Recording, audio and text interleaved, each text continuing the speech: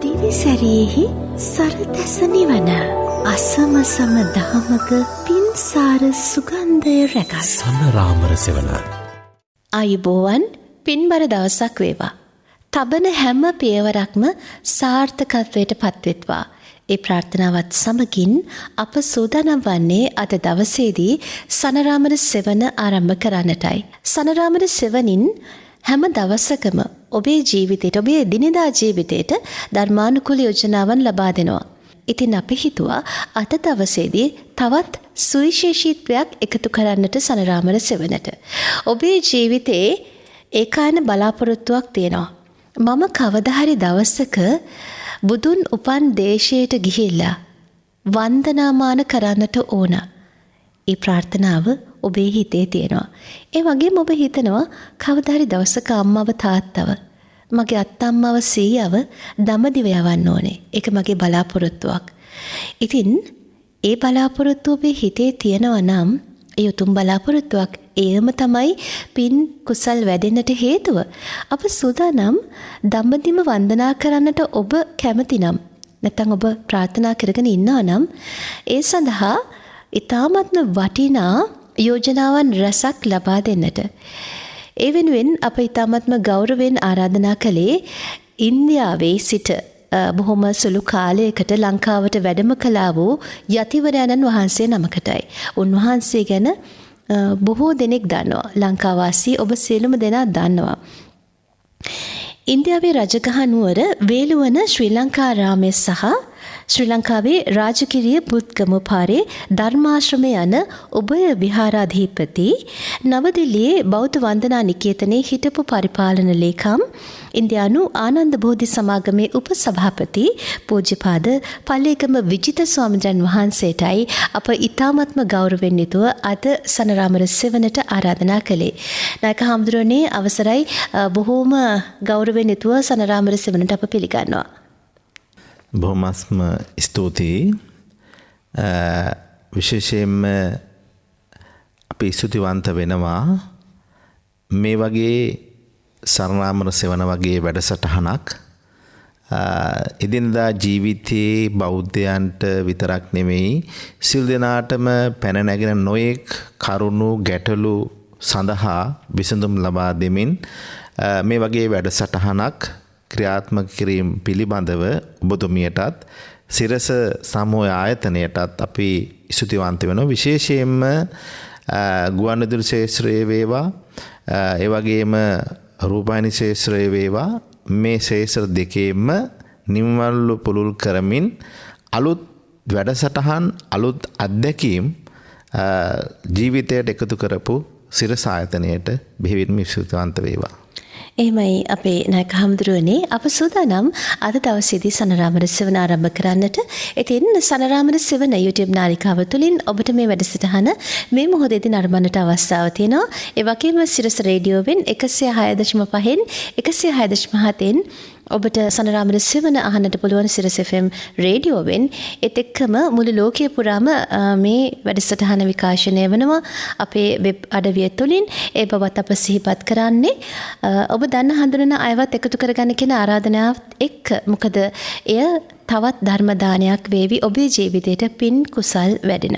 ඉතාමත්ම ගෞරවයෙන් යුතුව අද දවසේදී සිරස FM සනරාමර සෙවනට අප ආරාධනා කළේ පූජ්‍යපාද පල්ලේගම විජිත ස්වාමීන් වහන්සේට. උන්වහන්සේ වසර ගණනාවක් ඉන්දියාවේ වැඩ වාසය කරන යතිවරණන් වහන්සේ නමක්. ඒ විතරක් නෙවෙයි, නවදිල්ලියේ වසර 12ක් උන්වහන්සේ වැඩ වාසය කළා. නවදිල්ලියේ බෞද්ධ වන්දනා නිකේතනයේ හිටපු පරිපාලන ලේකම් යන තනතුර ඔස්සේ. ඉතින් උන්වහන්සේගෙන් අප විමසන්නට කැමතියි. දැන් අපි හාමුදුරනේ ඇත්තටම ලංකාවේ අපි හැම කෙනෙක්ම මේ ලංකාවේ තියෙන බෞද්ධ සිද්ධාස්ථාන පිළිබඳව ඉතාමත්ම හොඳ අවබෝධයකින් කටයුතු කරනවා. අප දන්නවා බෞද්ධ සිද්ධාස්ථාන පිළිබඳව. එතකොට දැන් බුදුන් උපන්දේශයට යන එක අර මම කිව්වා වගේම කාගෙත් ඒකන ප්‍රාර්ථනාවක් තියෙනවානේ. කොහොම හරි දඹදිව වන්දනා කරගන්නට ඕනේ කියන අදහස. එතකොට අපේ හාමුදුරනේ බොහෝ අය කල්පනා කරනවා අපි කොහොමද දඹදිව වන්දනා කරන්නට යන්න ඕනේ. සමහරු කියනවා මොනවටද දඹදිව වන්දනා කරන්න යන්නේ. අපේ හාමුදුරනේ වහන්සේගේ අදහස අප දැනගන්නට කැමතියි. බුදුරජාණන් වහන්සේ පිරිනිවන් මංචකේ වැඩ ඉන්නකොට ආනන්ද හාමුදුරුවෝ අඬනවා. වැළපෙනවා. බුදු හාමුදුරුවෝ අහනවා ආනන්ද මං බුදු වුණ දා ඉඳලම තමයි මේ අනිත්‍ය ගැන දේශනා කරන්නේ. ඇයි ඔබ වහන්සේ වැළපෙන්නේ කියලා අඬනකොට බුදුහාමුදුරුවෝ ආනන්ද හාමුදුරුවෝ දේශනා කරනවා බුදු හාමුදුරුවනේ ඔබ වහන්සේ තව ටික දවසකින් පිරිනිවන් පානවා අපිට ඊට පස්සේ බුදුහාමුදුරුවෝ දකින්න හම්බ වෙන්නේ නැහැ. මගේ දුක සැප බැලුවේ ඔබ වහන්සේගේ දුක සැප බැලුවේ අපිට ආවාද අනුශාසනා දුන්නේ ඔබ වහන්සේ. ඒක මට දරා ගන්න බෑ බුදුහාමුදුරුවෝ කියලා අඬනකොට බුදුහාමුදුරුවෝ දේශනා කරනවා ආනන්ද මා පිරිනිවන් පෑවත් යමෙකුට මා දකින්න අවශ්‍ය නම් මම ස්ථාන 4ක් නම් කරනවා. මෙන්න මේ ස්ථාන 4 දැක බලා වැඳ පුදා පහන් සංවේගී ඇති කරගත්තොත් බුදුන් දැක්කා සමානයි කියලා. එහෙමයි. මහා පරිවර්ණ සූත්‍රයේ මේ සඳහන් වෙනවා. ඒ ස්ථාන 4 තමයි බුදු කෙනෙකුන් උපදුනායයි සඳහන් කරමින් ස්ථාන දැක බලා ගන්න කියන බුදුන් ඉපදුන තැන. ඒ වගේම බුදු වුණ ස්ථානයේ පළවෙනි ධර්ම දේශනා පවත්වපු ස්ථානයේ පිරිනිවන් පාපු ස්ථානයේ කියන මෙන්න මේ 4 ස්ථාන යමෙකු විසින් දැක බලා පහන් සංවේගී ඇති කරගත්තොත් බුදුන් දැක්කා හා සමානයි කියලා සඳහන් කරන්න පුළුවන්. ඒ කියන්නේ අපේ නායක හඳුරුනේ ලුම්බිනි සල්ලුයන කුසිනාරාව මේ ආකාරයෙන් බරණැස මේ ආකාරයෙන් ඒ ස්ථාන 4 ස්ථාන. එහෙමයි. ඔව්. එතකොට ඒ ස්ථාන 4 දැක බලා පහන් සංවේගී ඇති කරගන්නා වූ මනසකින් තමයි අපි ඒ ගමන යන්නේ. එහෙමයි. එතකොට අපි බුදුන් දකින්නාසේ මෙන්න මේ ගමන යන්න ඕනේ. නැතුව එක එක්කෙනාට කඩේ යනවා වගේ නැත්නම් අපි යන්නම් වාලේ හොය යන්නම් වාලේ යනවා වගේ නැතුව අවබෝධයෙන් යුක්තව යන්න පෙර ඉඳලම ඒ විදියට තමන්ගේ සිත කය වචනය කියන ద్వාරත්‍රයම සංවර කරගෙන බොහොම පරිස්සමට යා යුතු ගමනක්. එහෙමයි. නායක හඳුරුනේ ඇත්තටම දැන් දඹදිව වන්දනාමාන කරගන්නට කෙනෙකු හිතනවා නම් ඒ සඳහා දැන් අප හිතනවා දැන් ඔබ සඳහන් කළා මේ 4 ස්ථාන පිළිබඳව ලුම්බිනි සල්ලුයන කුසිනාරාව ජයශ්‍රී මහා බෝධින් වහන්සේ බරණැස ඉසිපතන මිගදාය මේ ආකාරයෙන් 4 ස්ථාන පිළිබඳව සඳහන් වෙලා තියෙනවා. මේ ස්ථාන පිළිබඳව ඔබ වහන්සේගේ අප දැනගන්නට කැමති ඒ ස්ථාන පිළිබඳව පැහැදිලි කර ගැනීමක්. ඔව්. අපි මේ 4 ස්ථාන ගැන සඳහන් කළොත් බුදුන් ඉපදුන තැන හැටියට පළවෙනි එක. එහෙමයි. ඒක තියෙන්නේ ලුම්බිනිය. එතකොට නේපාලෙට තමයි ඒක අයිති වෙන්නේ. එහෙමයි. එතකොට ලෝක උරුමයක් හැටියට යුනෙස්කෝව නම් කරලා තියෙනවා වර්තමානයේ ලුම්බිනිය. එහෙමයි. ලුම්බිනි සල්ලුයන. ලුම්බිනි සල්ලුයන. එතකොට ජපානයේ ඇතුළු විවිධ රටවලින් තාක්ෂණානුකූල නවීන තාක්ෂණානුකූලව පරිේෂණ කරලා ඒ ස්ථාන ඔප්පු කරලා තියෙනවා බුදුරජාණන් වහන්සේ ඉපදුන තැන හැටියට ලුම්බිනි පුදබිම. ඒතර පළවෙනි මේක ලුම්බිනි. ඒක තියෙන්නේ කලින් මේ ලුම්බිනිය තිබුණේ ඉන්දියාවට අයිතිව දැන් රටවල් දෙකට බෙදුණු හින්දා දැන් ඒක නේපාලයට අයිති තැනක් හැටියට සඳහන් වෙනවා. නායක හඳුනන්නේ දැන් අපි වසර 2500ක අතීතයක් නෙමේ ඊ타ත්ම බුද්ධ සංඥාවෙන් යුතුව වන්දනාමාන කරන්නේ. දැන් ඒ පරිශ්‍රය කොයි වගේද අපි කැමති දැනගන්න. ඇත්තටම බුදුන් උපන්දේශය බලන්නට වන්දනාමාන කරන්නට යන ඔබ ඇසිය යුතුම නැරඹිය යුතුම වැඩසටහනක් තමයි මේ වැඩසටහන. අපි නායක හඳුනන්නේ දැන් මේ වෙනකොට ලුම්බිනි සාල වනෝද්‍යානය කොයි ආකාරයෙන්ද පවතින්නේ? දැන් මේ වෙනකොට ඒ බුදුන් උපන් ඒ ස්ථානය පුරාවිද්‍යා දෙපාර්තමේන්තුව යටතේ තමයි පරිපාලනය වෙන්නේ. ඉන්දියාවේ. නේපාලේ. එතකොට නේපාල් රජයෙන් ඒ අවශ්‍ය කරන පහසුකම් සලසලා දීලා තියෙනවා. ඒ වගේම විවිධ රටවල් වල විහාරස්ථාන ගොඩනැගිලා තියෙනවා.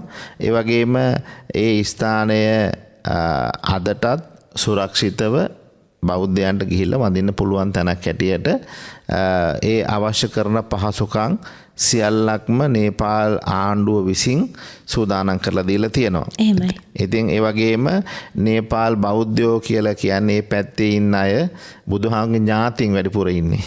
ඒ ඥාති පරම්පරාව අදත් ඉන්නවා. ඉතින් ඒ නිසා අපේ අයට ගියාම නිදහසේ වඳින්න පුළුවන් සුසුසු වාතාවරණයක් අද ඒ ස්ථානයේ තියෙනවා. ඒ වගේම විවිධ රටවල් වල විහාරස්ථානත් ඒ ස්ථානයේ තියෙනවා. ඒ කියන්නේ ලෝකේ බෞද්ධ විවිධ රටවල් වල ස්ථාන දැන් බුද්ධ ගයා ගත්තත් බුද්ධ ගයා විවිධ රටවල් විහාරස්ථාන තියෙනවා. ඒ වගේම ලුම්බිනි පුදබිමෙත් ඒ අවශ්‍ය කරන සියලුම රටවල් වල විහාරස්ථානක් තියෙනවා. බාධාවකින් තොරව වැඳ ගන්නත් පුළුවන්. ඒ අවශ්‍ය කරන පහසුකම් සියල්ලම ඒ රජයේ මැදිහත් වෙලා අපිට ලබා දීලා තියෙනවා. එහෙමයි. අපේ නායක හඳුරන්නේ දැන් නේපාලය පැත්තට ගියාන් පස්සේ ටිකක් සීතල ගතිය වැඩිද නැත්නම් රස්නේ? සීතල ගතියක් තියෙනවා. රස්නේ කාලට දැන් මේ දවස්වල ඒ පැත්ත රස්නේ. නමුත් අර බිහාර පැත්තට වැඩිය නේපාලේ පැත්ත රස්නේ අඩු ගතියක් තියෙනවා. හොඳයි. ඒ පිළිබඳව අපි ඔබට සඳහන් කරන්නේ ඔබ දඹදිව වන්දනා කරන්නට යනවා නම් මේ කියන කාරණාවන් පිළිබඳව ඉතාමත්ම හොඳින් මතකයේ රඳවා ගන්න. ඊළඟට නායක හඳුරන්නේ අපි ඊළඟ ස්ථානය පිළිබඳව දැනගන්නට කැමතියි. බුද්ධ ගයාව ඊළඟ ස්ථානේ. එතකොට බුද්ධ ගයාව කියලා කියන්නේ අවිජහිත පුණ්‍ය භූමියක්. එතකොට මේ අවිජහිත කියලා කියන්නේ සියලු බුදුවරු පරිහරණය කරන. දැන් අපි ඉස්සෙල්ල සඳහන් කළා ලුම්බිනිය. එතකොට අවිජහිත පුණ්‍ය භූමි 4ක් තියෙනවා. එහෙමයි. එතකොට පෙර කිව් 4 ස්ථාන තියෙනෝනේ. බුදුන් ඉපදුන තැන, ඒ වගේම බුදුන ස්ථානය, පළවෙනි ධර්මදේශනා පවත්වපු ස්ථානය සහ පිරිනිවන් පාපු ස්ථානය. මේ 4න් අවිජහිත වෙන්නේ 2යි. 2ක් අවිජහිත වෙන්නේ නැහැ. ඒ කියන්නේ සියලු බුදුවරු පරිහරණය කරන කියන එක තමයි අවිජහිත කියලා කියන්නේ. එතකොට මම කලින් සඳහන් කර ලුම්බිනිය අවිජහිත පුණ්‍ය භූමියක් වෙන්නේ නැහැ. මොකද සියලු බුදුවරු හැමදාම උපදින්නේ ලුම්බිනිය නෙමෙයි. එහෙමයි. එතකොට බුද්ධ ගයාව කියන්නේ අවිජහිත පුණ්‍ය භූමියක්. අවිජහිත පුණ්‍ය භූමියක් කියලා කියන්නේ සියලු බුදුවරු බුදු වෙන්නේ බුද්ධ ගයාවේ. එතකොට ඒ අවිජහිත පුණ්‍ය භූමිය ඊටාම වටිනා තැනක්. එහෙමයි. එතකොට අපිට එතෙන්ට වඳින්න ගියාම අපිට දැනෙනවා ලෝකේ විවිධ භාෂාවන් වලින් විවිධ ජාතීන් විවිධ රටවලින් ඇවිල්ලා එතනින් වඳිනවා. නමුත් කිසිම කෙනෙකුට බාධාවක් නැහැ. එහෙමයි. අපේ හිත නිවෙන තැන බවට බුද්ධ ගයා පත් වෙන එතෙන්ට ගිහිල්ලා වඳිනකොට මටත් පුදුම හිතෙනවා. එතෙන්ට ගියාම වඳිනකොට ඒ තරම් නිදහස් තැනක්. ඇත්තටම මේ ලෝකේ විශ්ව ශක්තිය තියෙන සුන්දරම සුද්ධ වූ බුද්ධ භූමිය පුණ්‍ය භූමිය තමයි බුද්ධ ගයා කියලා කියන්නේ. එහෙමයි. ඒ තැනට ගියාට පස්සේ අපේ නායක හඳුරන්නේ මටත් ඒ අත්දැකීම තියෙනවා. හිතට පුදුමාකාර සුවයක් දැනෙනවා. ඇත්තටම මේ ඇස් වලට කඳුළු එන තැනක්. ඒ වගේම මේ පරිසරයේ සිසිලස කියලා නිම කරන්නට බැරි තරම් මට අත්දැකීම ලැබුණා නායක හඳුරන්නේ. ඒ වගේම වජ්‍රාසනය පිහිටලා තියෙනෙත් ඒ ස්ථානේ. ඒ ස්ථානේ. ඒ පිළිබඳව එතකොට ඒ වජ්‍රාසනේ එතෙන් තමයි බුදුරජාණන් වහන්සේ බුද්ධත්වයට පත් උනේ.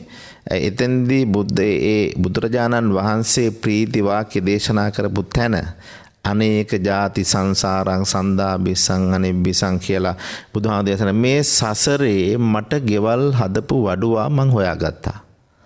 අදින් පස්සේ මේ සසරේ මට ගෙවල් හදන්න වඩුවෙක් නැහැ කියලා ඒ ප්‍රීති වාක්‍ය බුදුහාමුදුරුවෝ එතෙන්දී දේශනා කළා.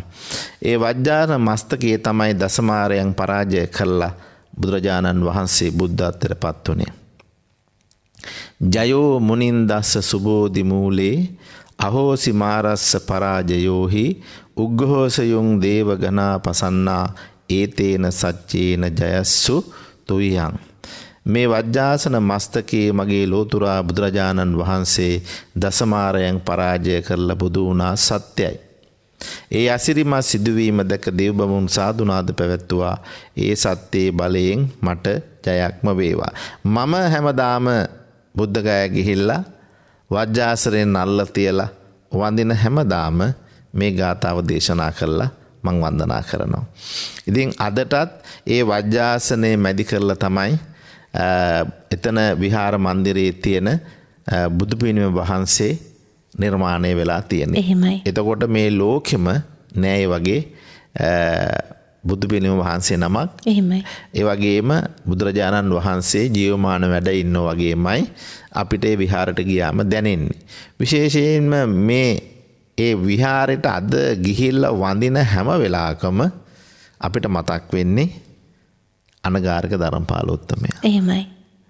1891 එතුමා බුද්ධගයා මහා විහාරයට යනකොට ওই බුද්ධගයා මහා විහාරේ හින්දු කෝවිලක් මහන්තා කියන කෙනා තමයි බුද්ධගයාව අල්ලගෙන හිටියේ. ධර්මපාලතුමා පළවෙනි වතාවට යනවා එතුමට යන්න දුන්නේ නැහැ. පස්සේ එතුමා ඇවිල්ලා හින්දුවරයෙක් වගේ එතුමා යනවා විහාරය ඇතුළට. ගිහිල්ලා වජ්ජාසනේ නල්ල තියලා ප්‍රාර්ථනා කරනවා මගේ බුදුහාමුදුරුවනේ බවහන්සේ බුදු වුණ මේ බුද්ධ භූමිය අද බෞද්ධයන්ට අහිමි. මගේ ජීවිතය පරදුවට තබා හෝ මම මේ බුද්ධගයාව බේරා ගන්නවා කියලා වජ්ජාසනේ නලල තියලා ප්‍රාර්ථනා කරලා එනවා. ලංකාවට වෙලා කෑ ගහලා කියනවා සිංහලයනි අවදිවව් බුද්ධගයාව බේරා ගනිමු කියලා. හිඟා නොකා හිඟා කාලා සිරබත් කාලා ගුටි කාලා පැනුම් අහලා අපහාස විඳලා නඩු කියලා තමයි ඒ බුද්ධගයා මහා විහාරය බේරගත්තේ. එහෙමයි. අද ලංකාවේ අපි විතරක් නෙවෙයි ලෝකවාසී මුළු ලෝකෙම තියෙන සියලු බෞද්ධ රටවල් වල මිනිස්සු අද එතෙන්ට යනවා. ඉන්දියාවේ බෞද්ධ හැමෝම අද එතන ගිහිල්ලා වන්දනා කරලා එනවා. ඒ වඳින හැම තප්පරෙදිම එතුමට පින් ලැබෙනවා. බුද්ධගයා කියන්නේ සුද්ධ වූ භූමිය. එතන කොච්චර වැන්දත් එපා වෙන්නේ නැහැ. එහෙමයි. යන හැම මොහොතකම අපිට හිතෙන තවසරයක් අනේ අපිට මේ පිම්බිම වැඳ ගන්න. ඒ බුද්ධගයාවේ ඒ පිම්බිමේ තියෙන වටිනාකම තවත් දැනගන්න ඕන මේ සිරස ආයතනය සම්බන්ධ කරලා අපේ ධර්මදේශනා පැවැත්වුව අපේ නෙල්ලිගල හාමුදුරුවෝ මහියංග රජ මහා විහාරේ බෝධි වංශය ගැන එහෙමයි. YouTube එකට හරි ගිහිල්ලා ඔබට බෝධි වංශය ගැන ඒ හාමුදුරුවෝ දේශනා කරපු දේශනාව නැවත වරක් ශ්‍රවණය කරන්න පුළුවන් නම් මේ අහන් ඉන්න අයට ඔබට බුද්ධගයාවේ ශ්‍රී මහා බෝධිය ඇතුළේ ස්ථානය පිළිබඳව මනා අවබෝධයක් ලබා ගන්න පුළුවන්. ඒ වගේම ධර්මපාලතුමා නඩු කියලා මේ මහා බෝධිය බේරගත්තට පස්සේ වර්තමානයේ මේක පරිපාලනය වෙන්නේ මහා බෝධි මැනේජ්මන්ට් කමිටි එකෙන්. එහෙමයි. එතකොට මේ නඩුවට පස්සේ මේකට අයිති වෙනවා බෞද්ධ 4යි හින්දු 4යි 8 දෙනෙක් මෙතන ඉන්නවා මැනේජ්මන්ට් කමිටි එකට. එතකොට මේ පළාතේ ඉන්න මහදිසාපති වගේ කෙනා තමයි මේකේ නිල බලයෙන් සභාපති වෙන්නේ. එතකොට මෙතන තියෙනවා මහා බෝධි මහා විහාරාධිපති කියන ශ්‍රී මහා බෝධි ආශ්‍රිතව තියෙන එතන ඉන්නවා ප්‍රධාන විහාරාධිපති හාමුදුරන් වහන්සේ නමක්. ඉතින් මේකේ පළවෙනි වතාවට මේකේ විහාරාධිපති වුණා ලංකාවේ හාමුදුර කෙනෙක්.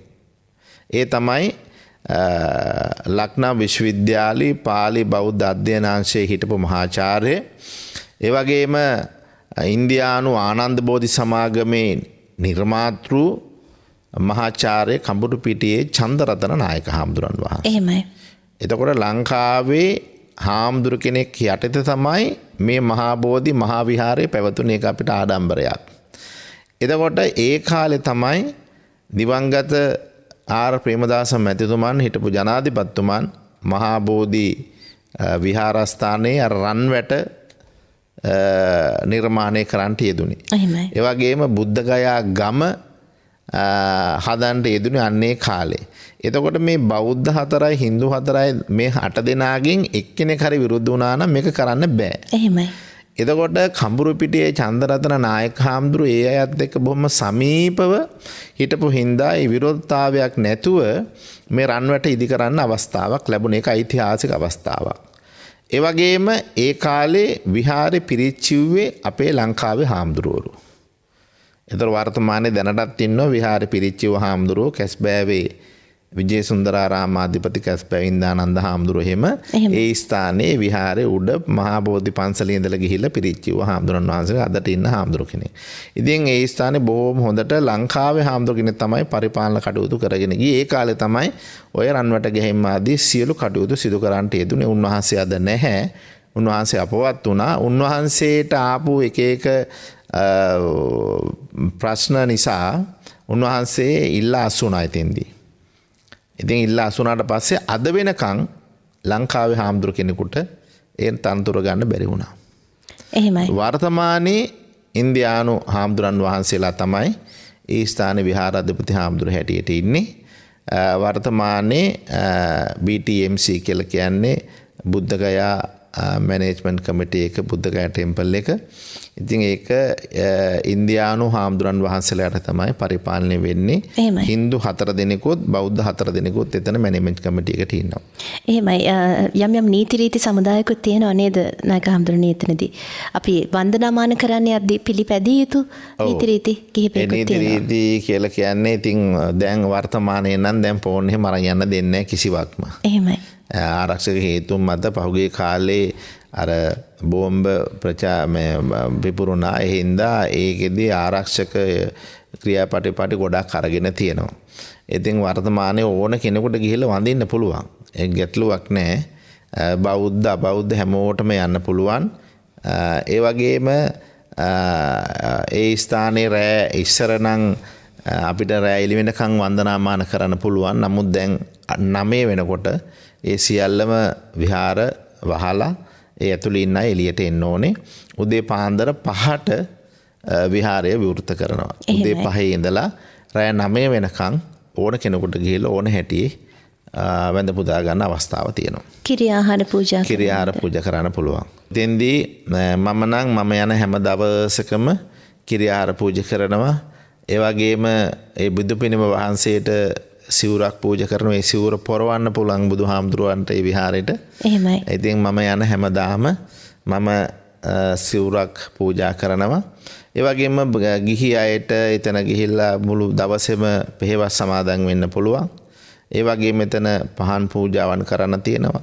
ඒ වගේම සමහර සංවිධාන තියෙනවා. එතන අපේ ලංකාව වගේ හැමදාම එතන මේ දෙසිදස් වංජන බුද්ධ පූජාවන් තියන්නේ නැහැ.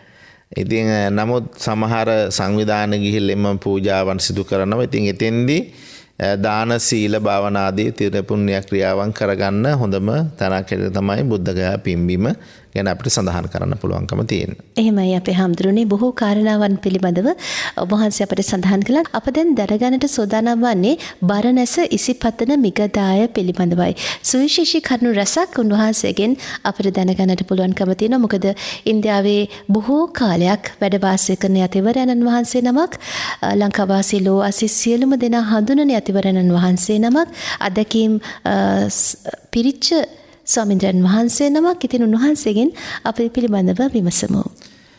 බරණැස කියන්නේ ඊටාම් වටිනා පිම්බිමක්. බුදුරජාණන් වහන්සේ බුද්ධත්වයට පත් වෙලා පස්වග මහණුන් හොයාගෙන වඩිනවා බරණැසට. එතකොට බුදුරජාණන් වහන්සේ මේ බරණැසට වැඩියට පස්සේ බුදුහාමුදුරුවෝ අවබෝධ කරගත්ත ධර්මය ඉස්සෙල්ලාම දේශනා කරන්නේ බරණැසදී. ඒකට කියන්නේ ධම්සක් පවතුම් සූත්‍රය දේශනා කරපු තැන තමයි බරණැස කියලා කියන්නේ. ඒ වගේම පළවෙනි හාමුදුරන් වහන්සේලා බිහි වෙන්නේ බරණැසදී. පළවෙනිම හාමුදුරන් වහන්සේලා මේ සම්බුද්ධ ශාසනය ඇති වෙන්නේ බරණැසදී. පළවෙනි මහරහතන් වහන්සේලා බිහි වෙන්නේ බරණැසදී. චරත බික්කවේ චාරිකං බහුජන සුඛාය බහුජන හිතාය කියලා බුදුහාමුදුරු ඉස්සෙල්ලම අනුදැන වදාලේ බරණැසදී. ඒ වගේම අපි සාදුකාරය දෙනෝනේ. මෙන්න මේ සාදුනාදය ආරම්භ වෙන්නේ බරණැසදී. බුදුරජාණන් වහන්සේගේ පළවෙනිම වස් කාලය වැඩ සිටින්නේ බරණැස. ඒ අනුව බලනකොට බුදුරජාණන් වහන්සේගේ බුද්ධ ජීවිතයේ අසිරිමත් සිදුවීම් සිදුවන වටිනාම පිම්බීමක් තමයි බරණැස කියන්නේ. බරණැසත් අවිජිහිත පුණ්‍ය භූමියක්. සියලු බුදුවරු බුද්ධත්වයට පත් වෙලා පළවෙනි ධර්ම දේශනා පවත්වන්නේ බරණැස ඉසිපතන මිගදාය. එතකොට දැන් අපි ඉස්සෙල්ලා සඳහන් කරා බුදුහාමුදුරුවෝ සියලු බුදුහාමුදුරුවෝ උපදින්නේ ලුම්බිනියේ නෙවෙයි කියන එක. එහෙමයි. හැබැයි සියලු බුදුවරු පළවෙනි ධර්ම දේශනා පවත්වන්නේ බරණැස ඉසිපතන මොකදාය. එහෙමයි. අනාගතයේ බුදුහාමුදුරුවෝ බරණැස ඉපදිලා බරණැසම සමහරට පළවෙනි ධර්ම දේශනා පවත්වන බුදුහාමුදුරුවෝ වෙන්න පුළුවන්. එහෙමයි. එතකොට මේ බරණැස අද අපිට දකින්න තියෙන දැන් අපි ඉස්සෙල්ලා කිව්ව බුද්ධගය මහා විහාරය වැන්දා ලුම්බිනිය වැන්දා අපිට බරණැස ඊට වැඩිය සුවිශේෂී තැනක් වෙනවා. මොකද 1891 ධර්මපාලතුමා බරණැසට යනකොට බරණැස මූලකන්දකුටි විහාරේ බුදුහාමුදුරුවෝ වැඩිට මූලකන්දකුටි විහාරයේ ගොඩනැගිලි කැඩිලා බිමට සමතලා වෙලා තිබුණේ. එතකොට ඒකේ තියෙන ගැඩොල් ආදී ගල් ආදී මිනිස්සු කරත්තවල පටවගෙන අරගෙන යනවා ධර්මපාලතුමා දකින්න අහන මොනවද මේ අරන් යන්නේ. එතකොට කියනවා මේ අහවල් තැන තිබිච්ච දේවල් අරන් යන්නේ කියලා. ධර්මපාලතුමා පළවෙනි දවසේ එදා හිටියේ ගස්බෙන එක. එහෙමයි. ඊට පස්සේ තමයි එතුමා යන්නේ බුද්ධ ගයාවට. ගිහිල්ලා ඒ කටයුතු සිදු කළ මහා බෝධි සමාගම ආරම්භ කරලා එතුමා තමයි වර්තමානය මේ බරණැස තියෙන මූලකන්දකුටි විහාර නව මූලකන්දකුටි මහා විහාරය නිර්මාණය කරන්නේ ධර්මපාලතුමා. එහෙමයි. ඒ විහාරය නිර්මාණය කළා මේ අවුරුද්දට අවුරුදු 90ක් වෙනවා. එහෙමයි. එතකොට ඒ අවුරුදු 93ම මේ විහාරේ හැමදාම ධම්මචක්කප්පවත්තන සූත්‍රය දේශනා කරනවා. එහෙමයි. ඒතර බුදුහාමුදුරුවෝ පළවෙනියට ධම්මචක්කප්පවත්තන සූත්‍රය දේශනා කරේ බරණැසදී. එතකොට වර්තමානයේ ඒ විහාරයේ ඒ ධම්මචක්කප්පවත්තන සූත්‍රය දේශනා කරනවා. මෙන්න මේ ආයතනය ඉන්දියානු මහා බෝධි සමාගම යටතේ තමයි පවතින්නේ. එහෙමයි. එතකොට ඒකේ වර්තමානයේ මහලේකම් හාමුදුරුවෝ ಭಾರತ දේශයේ ප්‍රධාන සංඝනායක සාමෝපාලි වංශික මහානිකාය මල්ලත් විහාර පාර්ශවයේ ಭಾರತයේ ප්‍රධාන සංඝනායක ආචාර්ය පළවත්තේ සීවලී අපේ හාමුදුරුවෝ තමයි මහලේකම් හාමුදුරුවෝ. එහෙමයි. උන්වහන්සේගේ අධිපතිත්වයේ යටතේ තමයි ස්ථානය පැවැත්වෙන්නේ. රත්මල්වල සුමිත්තානන්ද හාමුදුරුවෝ මූලකන්දකුට විහාරාධිකාරී හාමුදුරන් වහන්සේ හැටියට වැඩ වාසය කරනවා. එහෙමයි. එතකොට ඒ මූලකන්දකුටි විහාරය අපිට වැදගත් වෙන්නේ දැන් අපි බුද්ධගය ගිහිල්ලා වඳිනවා බුද්ධගය මහා විහාරය. එහෙමයි. ධර්මපාල උත්තමයා මේ මූලකන්දකුටිය හැදුවේ නැත්නම් අද අපිට වඳින්න තැනක් තියෙද බරණැස? එහෙමයි. නෑ. අද ලෝකේ ඉන්න විවිධ නායකයෝ ඉන්දියාවේ නායකයෝ ගියාම අර ධර්මපාලතුමා හදපු මහා බෝධි සමාගම යටතේ පරිපාලනය වන විහාරය තමයි වන්දනා කරන්න යන්නේ. එහෙමයි. ලෝක නායකයෝ ආවම ඉන්දියාවේ මේ මෝදි අගමැතිතුමා ඇතුළු ඉන්දීය නායකයෝ ගියාම යන්නේ අර ධර්මපාලතුමා හදපු විහාරයට. දැන් අපි බුද්ධගය යන්නේ කලින් හදපු විහාරයටනේ. එහෙමයි. ඒක අද ඉන්දියානු මැනේජ්මන්ට් එක යටතේ පරිපාලනය වෙන්නේ. හැබැයි මහා බෝධි සමාගම යටතේ පරිපාලන වෙන මේ මූලකන්දකුටි විහාරය අපිට හරියම වැදගත්. ඒ මූලකන්දකුටි විහාරය ආශ්‍රිතව තමයි ඒ පළාතම වැඩ කටයුතු සිදු කරන්නේ. විශේෂයෙන් මහා බෝධි සමාගම යටතේ පාසල් ක්‍රියාත්මක වෙනවා. ඒ වගේ අක්කර ගණනාවක ඉඩම් තියෙනවා. ඒ ධර්මපාලතුමා ගත්ත දේවල්. එතකොට බලන්න ධර්මපාලතුමා මොනතරම් දුරදක්නා නුවණින්ද ස්ථාන ඒ කාලේ ගොඩනගා ගන්න නැත්තේ කියලා. දැන් බලන්න බුද්ධගයාට ගියාම බුද්ධගය මහා විහාරයේ ඉඳලා එළියට එනකොටම ඉස්සරහින්ම තියෙන්නේ මහා බෝධි පන්සල. එහෙමයි. ඒක ඉන්දියානු මහා බෝධි සමාගම කියලා කියනවා. අපේ ලංකා හාමුදුරුවෝ තමයි එතන ඉන්නේ. එතකොට ධම්මික ස්තූපය ළඟම අල්ලපු වැට තමයි අපි ධර්මපාලතුමා අරගෙන මූලකන්දකුටි විහාරය නිර්මාණය කළා තියෙන්නේ. එතකොට ඒ වගේ ප්‍රධානම තැන්වල ටික එතුමා ඒ කාලේ දුරදක්නා නුවණින් යුක්තව කටයුතු කරලා ඒ ස්ථාන අපිට ලබා දීලා තියෙනවා. අද අපි සතුටු වෙනවා ඒ ස්ථානේ රැකිලා තියෙන්නේ මහා බෝධි සමාගම නිසා. නැත්නම් පුරාවිද්‍යා අල්ලපු වැටේ තියෙන්නේ පුරාවිද්‍යා ස්මාරක. ඒක පුරාවිද්‍යා දෙපාර්තමේන්තුව යටතේ තමයි පරිපාලනය වෙන්නේ. සමහරට අද මලක් ගිහිල්ලා පූජා කරන්න බෑ. එහෙමයි. ඒ තැන්වල. එතකොට අපිට ඒ වෙලාවල් තියෙන ඉතින් එහාට යන්න බෑ. එතකොට ලොකුවට පොද පූජාවන් තියන්න බෑ නරඹන්න විතරක් පුළුවන්. එහෙමයි. නමුත් මූලගන්ධ කුටි විහාරයේ හැදුවේ නැත්නම් අපි කොහෙද වඳින්නේ අද? ඒකයි අපි කියන්නේ ධර්මපාලතුමා එතුමාගේ ජීවිත කැප කරලා මේ ස්ථානය වන්දනාමාන කරන්න අපිට තැන් රැකලා දුන්නා. අත්පත් කරලා දුන්නා. ඉතින් එතුමාගේ ඉඳලා මේ දක්වාම මහා බෝධි සමාගමේ හිටපු මහා ලේකම් හාමුදුරන් වහන්සේලා ඒ වගේම ඒ හිටපු සියලුම හාමුදුරන් වහන්සේලා මේව රැක ගන්න එදා මෙදා තුර සෑහෙන කැපවීමක් කරා. එහෙමයි. අපේ හාමුදුරනේ එතකොට දැන් බරණැස වන්දනාමාන කරගන්නට ගියාට පස්සේ පහන් සංවේගයෙන් යුතුව අපට වන්දනාමාන කරගන්නට ලැබෙන ඒ පෞරාණික ස්ථාන තව මොනවාද? එතන තියෙනවා ධම්මික ස්තූපය. එහෙමයි. ඒ වගේම ධම්සා පැවතුම් සූත්‍ර දේශනා කරපු තැන සම්මුඛ චෛත්‍යය. එහෙමයි. එතකොට පස්වග මහණුන් හමු වුණ තැන. එතකොට මේ වගේ ස්ථාන තමයි අපිට දකින්න තියෙන්නේ. ඒව සියල්ලම සංරක්ෂිතව අද තියෙනවා.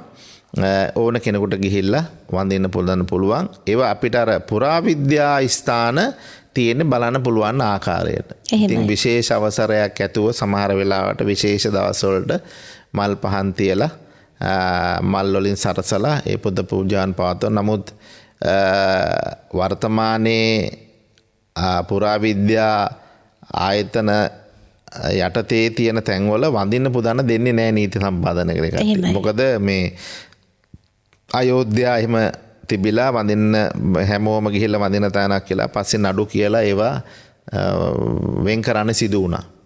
ඒ හින්දා මේ පුරාවිද්‍යා තැන් වඳින්න බෑ. නමුත් අර විශේෂ පූජාවක් කරන ලාවට ඒ ස්ථානවල ඉන්න හාමුදුරන්ගේ දක්ෂතාවයන් අනුව අර පුරාවිද්‍යාවත් එක්ක සම්බන්ධ වෙලා අවසර අරගෙන පුද පූජාවන් පවත්වන වෙලාවල් තියෙනවා. ඉතින් වඳින්න පුදන්න තැනක් හැටියට අපිට තියෙන්නේ මූලකන්දකුටි විහාරය. ඉතින් ඒවා සුරක්ෂිතව තැන් තියෙනවා. විශේෂයෙන් ඉස්තර වගේ නෙමෙයි. ඉතින් බරණැස දැන් සියලුම ස්ථාන සංරක්ෂණය කරලා තියෙනවා. ඒ වගේම පහසුකම් සලසලා තියෙනවා. ගුවන් තොටුපළවල් විතරක් නෙවෙයි පාරවල් හැමදේම සංවර්ධනය වෙලා තියෙනවා. ඉතින් ලංකාවේ මහා බෝධි පන්සලට අයිති පන්සලත් ඒ වගේම ජම්බුද්දීප ශ්‍රී ලංකා විහාරස්ථානයේ කහවත්තේ සිරි සුමේද නායක හංග යටතේ තියෙන විහාරස්ථානයත් බරණැස තියෙනවා. ඒ විහාරස්ථාන දෙක තමයි අපිට ලංකාවේ පන්සල් හැටියට තියෙන්නේ බරණැස. එහෙමයි නායක හඳුරුවනේ අප සූදානම් කෙටි විරාමයක් ලබා ගන්නට මේ මොහොතේදී සනරාමර සෙවණින් දැක බලා වැඳ පුදා ගත යුතු ස්ථාන 4ක් මහා පරිනිබ්බාන සූත්‍රයේ බුදුරජාණන් වහන්සේ දේශනා කරනවා. ඉතින් දඹදිව වන්දනා කරන්නට ඔබ කල්පනා කරනවා නම් අප හිතනවා මේ කියන කාරණාවන් ඉතාමත්ම වැදගත් වේවි. අප ස්වාමීන් වහන්සේ සඳහන් කළා ලුම්බිනි සල්ලුවෙන පිළිබඳව, ඒ වගේම බුද්ධ කයාව, ජයශ්‍රීමා බෝධීන් වහන්සේ, ඒ වගේම උන්වහන්සේ සඳහන් කළා බරණැස ඉසිපතන මිගදාය පිළිබඳව. අප දැන් දැනගන්නට සූදානම් වන්නේ අපේ හාමුදුරනේ කුසිනාරාව පිළිබඳවයි. කුසිනාරා තමයි බුදුරජාණන් වහන්සේ පිරිනිවන් පාපු ස්ථානය.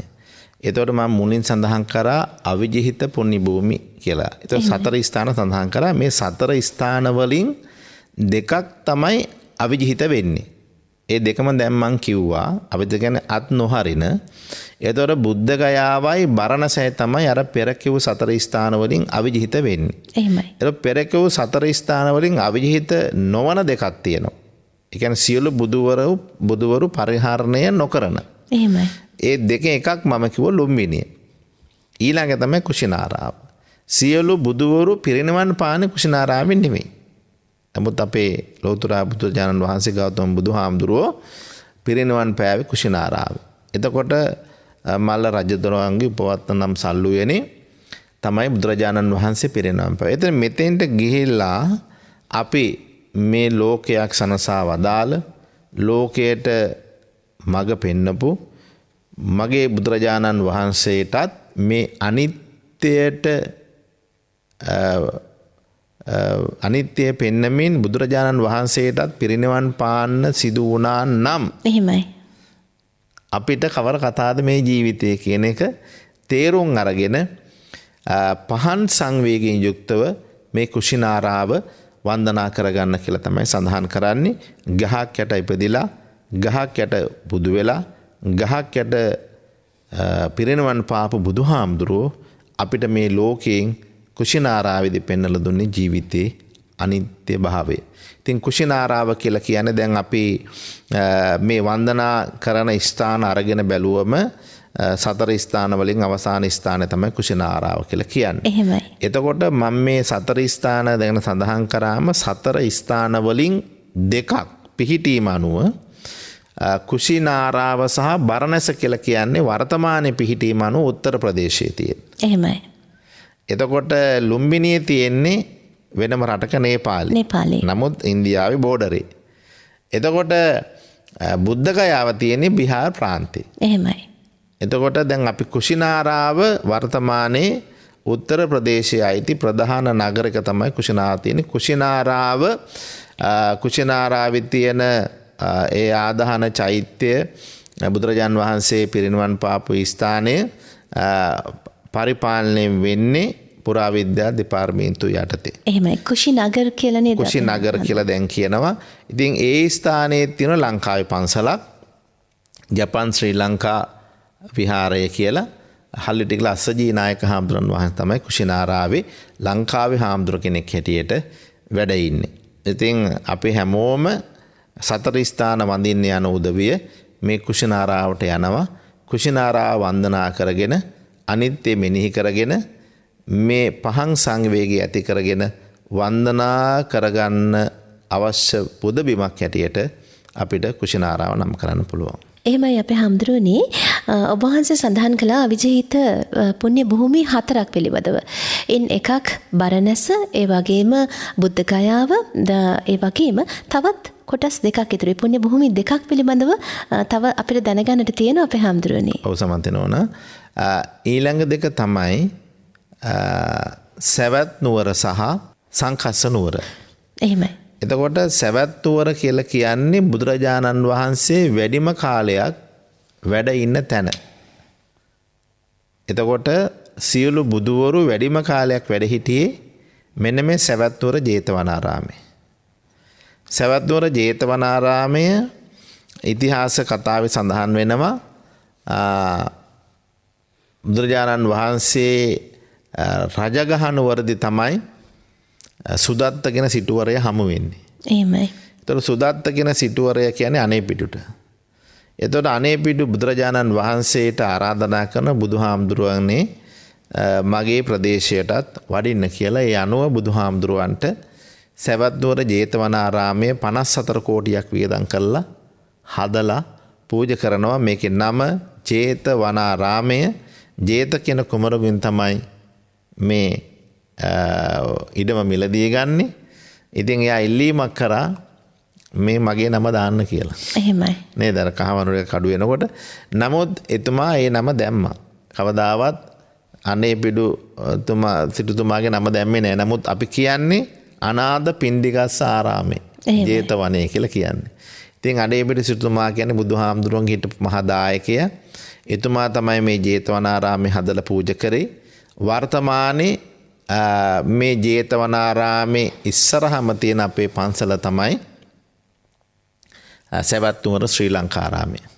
ඉතින් වර්තමානයේ ආනන්ද බෝධි සමාගමේ මහා ලේකම් හාමුදුරුවෝ, රුක්මල්පිටියේ සද්දාලෝක හාමුදුරුවෝ, සවැත් නුවර නව ජේතවන විහාරාධිපතින් හාමුදුරන් වහන්සේ හැටියට වැඩ ඉන්නවා.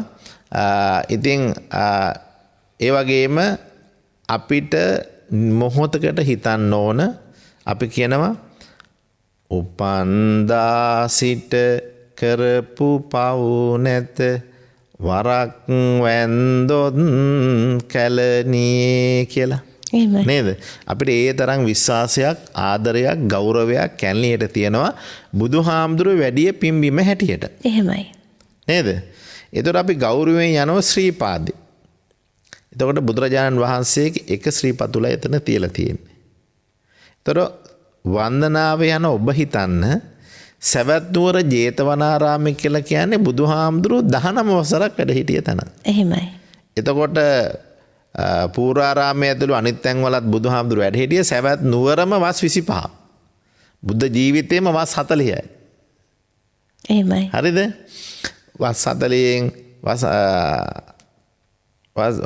වැඩිම කාලයක් බුදුහාමුදුර වස් කාල 45න් 25ක්ම වැඩ හිටියේ සවැත්නුවර ජේතවනාරාමයේ. එහෙමයි. එතකොට 5ක් වැඩ හිටියේ රජගහනුවර. ඉතුරු 15 තමයි අනිත් තැන් වලට බෙදලා ගියේ බුදුහාගේ 45ක වස් කාලයෙන් වස් කාල 25ක්ම වැඩ හිටිය තැන සවැත්නුවර ජේතවනාරාමේ විතරක් වස් කාල 19යි. එතකොට මේ වස් කාල 19 බුදුහාමුදුරු වැඩ හිටිය මේ පිම්බිමේ අදටත් තියෙනවා ගන්ධ කුටිය දකින්න. බුදුහාමුදුරු වැඩ හිටියේ ගන්ධ කුටිය. සරුවත් හාමුදුරු මුගලන් ආනන්ද හාමුදුරු වැඩ හිටියේ කුටි. ඒ වගේම බුදුරජාණන් වහන්සේ පැන්ගත්ත ලිඳ. ඒ වගේම ධර්ම දේශනා කරපු ධම්සභා මණ්ඩපය. ජීවමාන කාලේ බුදුහාමුදුරු දකින්න එක එක පළාත් වලින් මිනිස්සු එනවා. එනකොට බුදුහාමුදුරුව ප්‍රත්‍යන්ත ප්‍රදේශයක බුදුහාමුදුරුව නැහැනේ. එහෙමයි. ඒතර බුදුහාමුදුරුව වෙනුවෙන් ගෙන ආපුව අතන මෙතන තියලා යනවා බුදුහාමුදුරුවන්ට කියලා වඳින්න තැනක්වත් නැහැ. ඒ අනුව ආනන්ද හාමුදුරුව ඉල්ලීමක් කරා බුදුහාමුදුරුවනේ ඔබ වහන්සේ නැති වෙලාවක කවුරු හරි කෙනෙක් ආවොත් ඔබ වහන්සේ වෙනුවෙන් වඳින්න පුදන ජීවමාන වස්තුවක් දෙන්න කියලා. ඒ අනුව තමයි ආනන්ද බෝධින් වහන්සේ රෝපණය කරේ බුද්ධ ගයාවේ බෝධින් වහන්සේගෙන් ඒ හටගත්ත බෝධින් වහන්සේ නමක් ගෙනල්ලා රෝපණය කරනවා සවැත්නුවර ජේතවනාරාමයේ. අපි ඒකට කියන්නේ ආනන්ද බෝධින් වහන්සේ කියලා. අදටත් ආනන්ද බෝධින් වහන්සේ නිර්පාදිතව වැඩ ඉන්නවා. එතකොට ඔබ හිතන්න අපි සිරිපාදේ ගිහිල්ලා අච්චර ගෞරව කරනවා නම් එක සැරයක් වැඩි එතන 19ක් අවුරුදු 19ක් වැඩ හිටපු සවැත්නුවර ජේතවනාරාමේ බුදුහාමුදුරුවන්ගේ ශ්‍රී පතුල නම් කොපම නැද්ද? එහෙමයි. මට හිතෙන්නේ මෙහෙමයි. ඒ හින්දා අපි බොහොම ආදරය කරන, බොහොම ගෞරවය කරන වන්දනීය පින්බිමක් තමයි සවැත්නුවර ජේතවනාරාමය කියලා කියන්නේ. හැම බෞද්ධයෙකු විසින්ම දැක බලා වැඳ පුදාගත යුතු අවිජිහිත පින්බිමක්. එහෙමයි. නායක හාමුදුරුවනේ අපි ඊළඟට සංකස්ස පුරවරයෙක් පිළිබඳව සංකස්ස පුරවරය කියලා කියන්නේ ඊටාම වටිනා තැනක්. එතකොට බුදුරජාණන් වහන්සේ 7 වෙනි වස් කාලයේ මාතෘ දේවපුත්‍රයාට අභිධර්මයේ දේශනා කරන්න වැඩලා නැවත මනුෂ්‍ය ලෝකයට වැඩිය තැන තමයි සංකස්ස කියලා කියන්නේ. එහෙමයි. එතකොට බුදුරජාණන් වහන්සේ මේ මාස කීපයක් දකින්න නැති වෙනකොට බුදුහාමුදුරුවෝ ගැන හොයන කට්ටිය. හොයනකොට බුදුහන්ට ආරංචි වෙන බුදුහාගෙන අහවල් දවසේ මම සංකස්සට එනවා කියලා සඳහන් කරනවා. එතකොට ඒ සංකස්සට වඩින එක බලන්න මාස ගානකින් බුදුහාමුදුරු දැක්කේ නැති ලක්ෂ ගාණක් මිනිස්සු සංකස්සට එනවා. එහෙමයි. ඒත් බුදුරජාන් වහන්සේ අදිෂ්ඨාන කරන මේ විශාල පිරිස දැක්කම එකිනෙකාට එකිනෙකා පෙනේවා. කියන්නේ මේ ලෝක ඉවර වේවා කියලා මහා ලෝක විවරණ ප්‍රාතිහාර්ය සිදු වෙන්නේ මෙන්න මේ සංකස්ස පුරේදී. එතෙන්දී දෙවියන්ට මිනිස්සු පේනවා, මිනිස්සුන්ට දෙවියෝ පේනවා, ලෝකේ විවර වෙනවා. මේ අසිරිමත් ප්‍රාතිහාර්ය දැකපු එතන හිටපු බොහෝ දෙනා අනේ මටත් බුදු වෙන්නේ නැත්නම් කියලා ප්‍රාර්ථනා කරනවා. එකවර එක තැනකදී වැඩිම පිරිසක් බුදු බව ප්‍රාර්ථනා කරපු පින්බිම බවට සංකස්ස නුවර පත් වෙනවා. එහෙමයි. අනාගතයේ බුදුවන මෛත්‍රී බෝසතන් වහන්සේ ඉවරණ ගත තැන හැටියටත් මේ සංකස්ස නුවර පත් වෙනවා. වර්තමානයේ සංකස්ස නුවර දේවාවරෝණ මෛත්‍රී බුද්ධ විහාර හැටියට අපේ පන්සලක් තියෙනවා. වර්තමානයේ වැඩ ඉන්නේ අපේ කිරින්දේ අපේ හාමුදුරන් වහන්සේ විමල රතන හාමුදුරන් වහන්සේ 1934 මේ සංකස්ස අවිජිත පුණ්‍ය භූමිය බලන්න ධර්මපාලතුමා යනවා අශ්ව කරත්තෙන්. එහෙමයි. එතුමාට මේක හදන්න බැරි වුණා 1929 යන්නේ. එතකොට 34 එතුමා අපවත් වෙනවා. ධර්මපාල හාමුදුරුවෝ හැටියට. එහෙමයි. ඉතින් ඒක හදන්න බැරි වුණා. 1957 යනවා විජේසෝම කියලා හාමුදුරු කෙනෙක්. එහෙමයි. ඒ විජේසෝම හාමුදුරුවෝ ගිහිල්ලා පුංචි විහාරයක් හදනවා. නමුත් උන්වහන්සේට පන්සල හදන්න බැරි වුණා.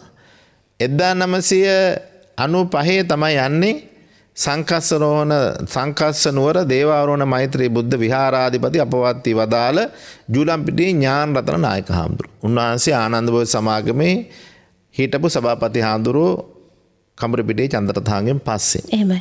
ඒතර උන්වහන්සේ තමයි ටිකින් ටික මේ විහාරය ගොඩනගන්නේ. අද වර්තමානයේ 100 ගානකට නවතින්න පුළුවන් තැනක් හැටියට සංකස්ස නුවර පත් වෙලා තියෙනවා. එතකොට මෙන්න මේ අවිජ හිත පුණ්‍ය භූමි 4 තමයි බුද්ධ ගයාව, බරණැස, සවැත් නුවර, සංකස්ස නුවර කියලා කියන්නේ. එතකොට ඉන්දියාවේ මේ සියලු සිද්ධාස්ථාන දැන් අපි ওই වන්දන දැන් කිව්වා තව මේක සඳහන් කරන්න ඕන විශාලා මහනුවර. එහෙමයි. එතකොට තුම්බිය නැති කරන්න රතන සූත්‍රයේ දේශනා කරපු තැන. වර්තමානයේ ආනන්ද බෝධි සමාගමේ සභාපති හාමුදුරුවෝ පස්කොඩ චන්දිවිල හාමුදුරුවෝ වැඩ ඉන්නේ අන්නේ විශාලා මහනුවර. බුදුරජාණන් වහන්සේ 5 වෙනි වස් කාලයේ වැඩ සිටිය මෙහෙණි සස්න ආරම්භ වුණ රතන සූත්‍රයේ දේශනා කොට වදාළ පිම්බිම තමයි විශාලා මහනුවර කියලා කියන්නේ. ඊළඟට රජගහ නුවර. රජගහ නුවර කියලා කියන්නේ බුදුහාමුදුරුවෝ වැඩිම කාලයක් වැඩ සිටියේ සවැත් නුවර. බුද්ධ ජීවිතයේ ඊට පසුව වැඩිම කාලයක් වැඩ සිටිය තැන තමයි රජගහ නුවර කියලා කියන්නේ. එහෙමයි. එතකොට එක බරණැස තමයි පළවෙනි වස. 2 3 4 17 20 කියන වස් කාල 5ක් බුදුහාමුදුරුවෝ වැඩ සිටියේ රජගහ නුවර. බුදුරජාන් වහන්සේ බිම්බිසාර රජතුමාට වෙච්ච පොරොන්දුකට තමයි පළවෙනි වස වසලා දෙවෙනි වසට රජගහ නුවර වඩින්නේ. සම්බුද්ධ ශාසනයේ පළවෙනිම ආරාම පූජා සිදු වෙන්නේ රජගහ නුවර. ඒක තමයි වේළුවනාරාමය. එහෙමයි. ඒ වගේම ආනන්ද හාමුදුරුවෝ, මහා කාශ්‍යප හාමුදුරුවෝ, සරියුත් හාමුදුරුවෝ, මුගලන් හාමුදුරුවෝ ආදී මහරහතන් වහන්සේලා සම්බුද්ධ ශාසනය 1 2 3 4 5 සියලු හාමුදුරුවන් වහන්සේලා වැඩ සිටියේ පිම්බිම රජගහ නුවර. මේ ඇඳන් ඉන්න චීවරය නිර්මාණය වුණේ මගධයේ කැතහැටි රජගහ නුවරදී. ඒ වගේම පළවෙනි ධර්ම සංගායන බුදුහාම පිරිනිවන් පෑවට පස්සේ පැවැත්වෙන සප්තපර්ණික අලු ගුහාවේදී රජගහ නුවරදී. ඒ වගේම ආටානාට ඉසිගිලි ආදී සූත්‍ර පිරිප්පොතේ තියෙන සූත්‍ර වලින් වැඩි හරියක් දේශනා කරන රජගහ නුවරදී. ඒ අනුව රජගහ නුවර කියන්නේ අපේ ජීවිතයේ වැදගත්ම තැනක්. බුදුරජාණන් වහන්සේ ආස කරපු තැනක් තමයි රජගහ නුවර. ඊළඟ නොකිවිච්ච තැන තමයි කොසබෑ නුවර. එහෙමයි. කොසබෑ නුවර කියලා කියන්නේ බුදුහාමුදුරන්ගේ 9 වෙනි වස් කාලයේ වැඩ සිටිය උදේනී රජුරුවන්ගේ රාජධානිය ഘോഷිතාරාමය තිබුණ පාර්ලීය වනයේ තියෙන තැන තමයි අද කොසබෑ නුවර කියලා කියන්නේ. අද වර්තමානයේ කොසබෑ නුවර ශ්‍රී ලංකාරාමයේ තියෙනවා. තනම් මහර විසුද්ධී නායක හාමුදුරන් වහන්සේ ආනන්ද බෝධි සමාගම යටතේ එතන විහාරස්ථාන ගොඩනගාගෙන ඉස්කෝල ගොඩනගාගෙන විශාල සේවාවක් දුෂ්කර ජීවිතයක් ගත කරමින් උන්වහන්සේ කරගෙන යනවා. එහෙමයි. එතකොට මෙන්න මේ සිද්ධාස්ථාන වඳිනවා බුදුරජාණන් අපි හිතමු දැන් මුලින් ඉඳලා ගත්තම සංකස්ස, සවැත් නුවර, බරණැස, කොසබෑ නුවර, බුද්ධ ගයාව, රජගහ නුවර, ඒ වගේම කුසිනාරාව, කපිලවස්තුව ගැන සඳහන් කරන්න ඕන. කපිලවස්තුව තමයි බුදුරජාන් වහන්සේගේ සිද්ධාර්ථ නගරවල තියෙන බුදුහාමගේ මේ බුදුහාම ඥාතීන් වෙන් කරපු ධාතුන් වහන්සේලා තැන්පත් කළ තිබුණේ කපිලවස්තුවේ. එතකොට ඉන්දියානු කපිලවස්තු, නේපාල් කපිලවස්තු කියලා දෙකක් තියෙනවා. මේ කපිලවස්තුවේ තියෙනවා මහා මහින්ද ධර්මදූත සංවිධානයට අයිති පන්සලක්. අපේ තිස්සමාරාමේ ජිනරතන නායක හාමුදුරන් වහන්සේ, ඒ වගේම නේපාලේ අපේ තිරත්න හාමුදුරන් වහන්සේ වැඩ ඉන්න මහා මහින්දාරාමයේ. ඉතින් කපිලවස්තුවත් ඊටාම වැදගත් තැනක්. දිල්ලි ජාතික කෞතුකාගාරයේ තියෙන ධාතුන් වහන්සේලා අපිට 1978 දී හමු වෙන්නේ කපිලවස්තු නගරේ ඉඳලා. එහෙමයි. ඉතින් මෙන්න මේ ස්ථාන තමයි අපිට බෞද්ධ බුදුරජාණන් වහන්සේට සමීප ස්ථාන හැටියට සඳහන් වෙන්නේ. ඊළඟට සඳහන් කරනවා සාංචිය. සාංචිය බුදුහාඳුරන්ට සම්බන්ධයක් නැති වුණාට වර්තමානයේ සරියුත් මොග්ගලන් ධාතුන් වහන්සේලා වැඩ ඉන්න හිත නිවන තැනක්. මිහිඳු මහරහතන් වහන්සේත් සංඝමිත්තා තෙරණියත් ඉපදුන හැදුන වැඩුණ තැන තමයි සාංචිය කියලා කියන්නේ. වර්තමානයේ සාංචි චේතියගිරි විහාරාධිපති බානගල උපතිස්සනායක හාමුදුරන් වහන්සේ, ඒ වගේම විහාරාධිකාරී අපේ බානගල විමල සිසනායක හාමුදුරුවෝ, තපස්්‍ය හාමුදුරුවෝත් ඒ ස්ථානයේ ඉඳගෙන බොහොම හොඳින් ඒ කටයුතු සිදු කරගෙන යනවා. එහෙමයි. විශේෂයෙන් සඳහන් කරන්න ඕන සම්බන්ධනවන මේ ඉන්දියාවේ ආණ්ඩුවෙන් වියහිදන් කරලා උත්සව කරන්නේ බෞද්ධ පන්සල්වල. හැබැයි ඉන්දියාවේ ආණ්ඩුවෙන් මධ්‍ය ප්‍රදේශ ආණ්ඩුවෙන් වියදම් කරලා කරන එකම උත්සවය තියෙන්නේ සාංචි මේලා කියලා සාංචි උත්සවය. සාංචියේ ලැබුණ ධාතුන් වහන්සේලා 1850 විතර අරගෙන යනවා එංගලන්තයට. එහෙමයි. එංගලන්තයට අරන් ගියාම එවකට මහා බෝධි හිටපු ප්‍රධාන හාමුදුරන් වහන්සේලා පරවැහැර වජිරඥානායක හාමුදුරන් වහන්සේ තුළ හාමුදුරන් වහන්සේලා ඉල්ලීමක් කරනවා මේ ධාතුන් වහන්සේලා අපිට ලබා දෙන්න කියලා. දැන් චෛත්‍ය තිබුණ ධාතුන් නිසා ආයි චෛත්‍යට දාන්න බෑනේ. මේ ධාතුන් වහන්සේලා හදන්න තැන්පත් කරන්න විහාරයක් හදන්න කියලා ඉල්ලීමක් කරනවා. එතකොට එවකට හිටපු මධ්‍ය ප්‍රදේශවල විදිශාවල හිටපු මුස්ලිම් නායකයෙක් ඒ වෙලාවේ ගම්පති කෙනෙක් ඉන්දියානු රුපියල් 25000ක් දෙන විහාරය හදන්න කියලා. එහෙමයි. ඉන්දියානු ආණ්ඩුවේ මූලික මග පින්නම යටතේ තමයි සාංචි විහාරයේ ළඟ තියෙන ඒ විහාර මන්දිරය ගොඩනගන්නේ. ඒ සාංචි විහාරය හදලා අවුරුදු 70 ගාණක් වෙනවා දැන්. ඒ චෛත්‍යයේ ඒ විහාරයේ විවෘත කිරීමේ උත්සවය තමයි සාංචි මේලා කියලා වර්තමානයේ පවත්වන්නේ. ඉන්දියානු ආණ්ඩුවම සඳහන් කරලා තියෙනවා මේ විහාරයේ විවෘත කිරීම වාර්ෂිකව සිදු කරන්න කියලා. එහෙමයි. ඒ උත්සවේ. එතකොට එදාට තමයි මේ සාංචි විහාරයේ වැඩ ඉන ධාතුන් වහන්සේලා එළියට වඩම්මන්නේ. එහෙමයි. ඒතර ඒකේ යතුරු තියෙන්නේ බානකල උපතිස්ස නායක හාමුදුරුවෝ යටතේ ඒ පළාතේ ඉන්න මහදිසාපතිත් ළඟ. එහෙමයි. ඒ දෙන්නගේ යතුරු දෙක නැත්නම් මේ විහාරේ විවෘත කරන්න බෑ. එතකොට ඒ රාජ්‍ය මහෝත්සවයක් හැටියට හැම අවුරුද්දෙම නොවැම්බර් මාසේ අන්තිම ඉරිද සෙනසුරාදා තමයි මේ උත්සවය පවතින්නේ. අදටත් කෝටි ගණන් වියදම් කළේ උත්සවයේ තියෙනවා. ඉන්දියාවේ ආණ්ඩුවකින් මුදල් වියදම් කරලා කරන එකම උත්සවය සාංචි මහෝත්සවය. එහෙමයි නායක හඳුරන්නේ බොහොම පින් ඔබ වහන්සේට අපට ඒ පිළිබඳව දැනුවත් කළාට අද දවසේදී සනරාමර සෙවණින් අප සාකච්ඡා කළේ ඇත්තටම ඔබේ ජීවිතයේ තියෙන ප්‍රාර්ථනාවක් පිළිබඳව. කවදාක හරි බුදුන් උපන් දේශයට ගිහිල්ලා පහන් සංවේගයෙන් යුතුව වන්දනාමාන කරගන්නට ඔබේ හිතේ මහා විශාල බලාපොරොත්තුවක් තියෙනවා.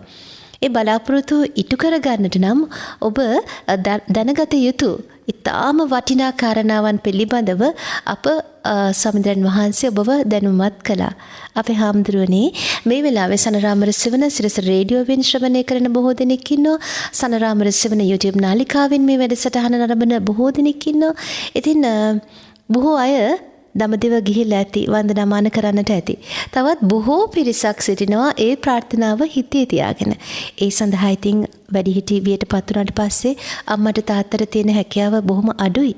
දූ දරුවෝ තමයි මේකට එකතු වෙලා උදව්වක් දෙන්න ඕනේ. අපේ හාමුදුරුවනේ ඔබ වහන්සේගේ යෝජනාව කොමක්ද මේ සම්බන්ධයෙන්? ඔව් ඇත්තටම හැම අම්ම කෙනෙක්ම තාත්තා කෙනෙකුටම දඹදිව යන්න බැරි වුණේ තමන්ගේ දරුවෝ ලොකු මහත් කරන්න තිබෙච්ච හින්දානේ. එහෙමයි. ඒ කාලේ ඒ අම්මා තාත්තට ජීවන සතරනත් එක්ක ඒකට මුණ දුන්න මිසක් එයාලගේ ජීවිතය ගැන එහෙම හෙව්වේ නෑ ඇත්තටම. ඒ හින්දා වයසට යනකම්ම තමන්ගේ දරුවෝ මැත්තේ නැහිච්ච දෙමව්පියෝ ඉන්නේ. සමහර වෙලාවට අපි දන්නවා පයට සෙරෙප්පු දෙකක් නැතුව කම්බි කෑල්ලෙන් සෙරෙප්පු දෙක ගැට ගහගෙන දරුවන්ට අලුත් සෙරෙප්පු සපතු අරන් දීපු අම්මලා තාත්තලා ඉන්නේ.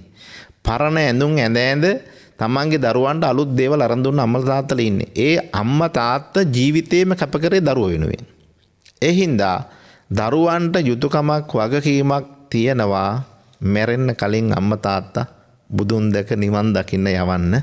අඩු ගානේ බුදුන් දකින්නාසේ මේ සතර ස්ථාන වන්දනා මාන කරගන්න අම්මලා තාත්තලා කවදාව රටකට ගිහින් නැතිව ඇති.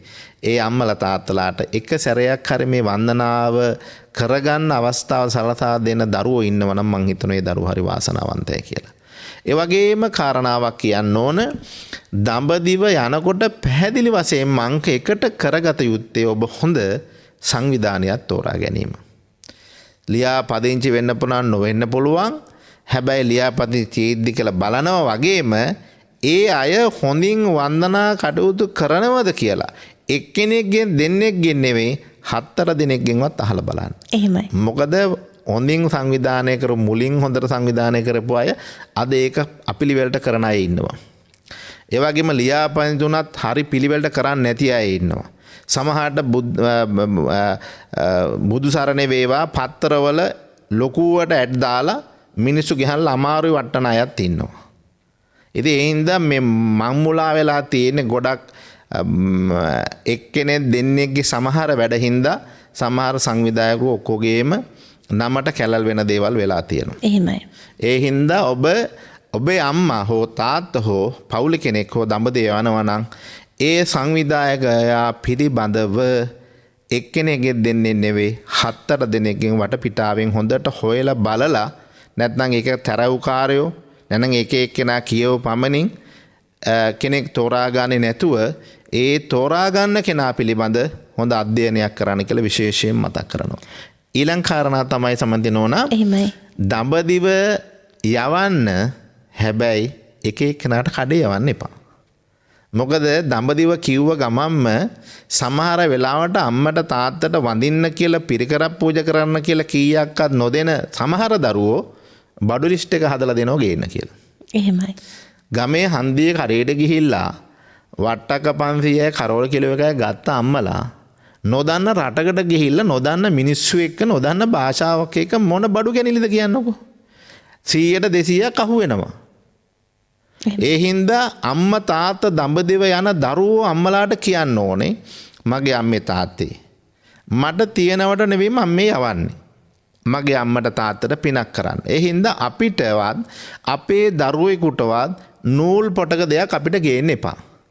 අපිට කරන ලොකුම උපකාරය ලොකුම තෑග්ග තමයි අම්මා තාත්තා කරදරයක් නැතුව හොඳින් වැඳගෙන යන්න කියන එක.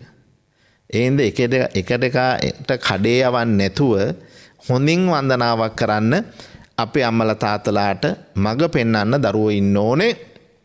ඉතින් අපි දන්නවා අම්මලා තාත්තලා මොන තරම් බලාපොරොත්තු වෙන්ද මේ දඹදිව යන්න කියලා. මම සමහර වෙලාවට අම්මලත් එක්ක කතා කරනවා. ඒක අම්ම කෙනෙක්ගෙන් මං අහනවා අම්මේ දඹදිව එන සල්ලි කොයින්ද? අපේ හාමුදුරුවෝ මං කුඹුරු ගස් කරා කිව්වා. මං කෝ අම්මට ළමයි නැද්ද? අපේ හාමුදුරුවෝ කෙල්ලෝ දෙන්නෙක් ඉන්නවා. උන්ට හයියක් නැහැ. මම කුඹුරු ගස් කරලා උන්ටත් වියදමට සල්ලි ටිකක් දීලා කිව්වා ආවේ. එහෙමයි ඉන්නවා. තව තාත්තා කෙනෙක් දඹදිව ගිහිල්ලා හැමදාම අටපිරිකර පූජා කරනවා තමන්ගේ ළඟ ඉන්න හරකාමේ තිරසං ආත්මෙ මිදේවා කියලා. එහෙමයි. හොයලා බලනකොට ඒ තාත්තා අර හරකගේ කිරිවිකුණ තමයි දඹදිව ආවේ. එතකොට එහෙම අයත් තියෙනවා. දරුවෝම හැමෝම යන අයත් නෙමෙයි. සමහර දරුවෝ යන්න දෙන්නේ නැහැ විරුද්ධ වෙන එහෙම අයත් ඉන්නවා. අර වගේ තමන්ගේ මහන්සියෙන් කනකර බඩු ගස් කරලා සීට්ටු දාලා සම්මාදම් කරගෙන එන අම්මලත් ඉන්නවා. දරුවෝ අම්මලා යවන උදවිය හෝ වේවා තමන්ගේ සල්ලි වියදම් කරගෙන දඹදිව එන අම්මලා තාත්තලා හෝ වේවා හැමෝටම මං කියන්නේ ඔබ දඹදිව යන්න. හැබැයි එක එකට කඩේ යන්න එපා. සමහරුගෙන අපේ හාන්දුන්නේ එහෙම පුළුවන්ද? අපිට එනකොට සල්ලි දුන්නා. එනකොට සිවුරු දුන්න පූජා කරන්න කියලා. පිරිකර හදලා දුන්න යන අයට මොන හරි අරන් යන්න ඕනනේ. මම නම් කියන්නේ ඒ අය යන්න ඒ තැන්වලදී පින් කරලා පින් අනුමෝදන් කරන්න. මට එන්න උදව් කරපු මට පිරිකර හදලා දුන්න ඒ අයට මේ පින ආශිර්වාදයක් වේවා කියලා ඒ ආශිර්වාදේ කරන්න ඒක තමයි උදව් කරන අයටත් දෙන්න ඕනේ. දැනගෙන ගියොත් කතරගම නොදැන ගියොත් අතරමං. සමහරු ගොඩක් අය සම්බන්ධනෝන දඹදිව යනවා කියලා එක එකට කඩේ තමයි යන්නේ. ඒ හින්දා මේක විශේෂයෙන් මතක් කරගන්න දඹදිව යන්න ඉන්න හැමෝම මතක තියාගන්න අපි දැනගෙන ගියොත් කතරගම නොදැන ගියොත් අතරමං අපි කියනවා ඉන්දියාවේ අතරමං වෙනවා කියලා. එහෙමයි. හැබැයි ඉන්දියාවේදී අතරමං වෙන්නේ පාර වැරදිලා නෙමෙයි. අපේ ආසාව තණ්හාව නැති කරන්න කියලා අපි මග දිගට දන් දීදී ඇවිල්ලා අන්තිමට ආසාව තණ්හාව වැඩි කරගෙන එක එකට කඩේ යනවා. අපි අතරමං වෙන්නේ සසරේ. එහෙමයි. ඉන්දියාවේ යනකොට අපිට මග දෙපැත්ත හොඳට දකින්න තියෙනවා. ගෙවල් ඇතුලේ ඉන්න ළමයි එළියේ දූවිලි කනවා. එළියේ ඉන්න ඕන හරක් ගෙවල් ඇතුලේ ඉන්නවා. හරකයි බල්ලයි ඌරයි එළුවයි එක ගෙදර එකට ඉන්නවා. අන්න සසරේ අතරමං වෙච්ච අය. එයා ඉපදිලා තියෙන්නේ ජේතවනාරාමේ අල්ලපු වැටේ. හැබැයි අල්ලපු වැට කියලා කියන්නේ ළඟ පයින් යන දුර. පයින් යන දුරක ළඟ යා ඉපදුනාට එයාලට බුදුහාමුදුරු කොච්චර දුරද? එයා ඉපදිලා තියෙන්නේ බුද්ධ ගයාවේ.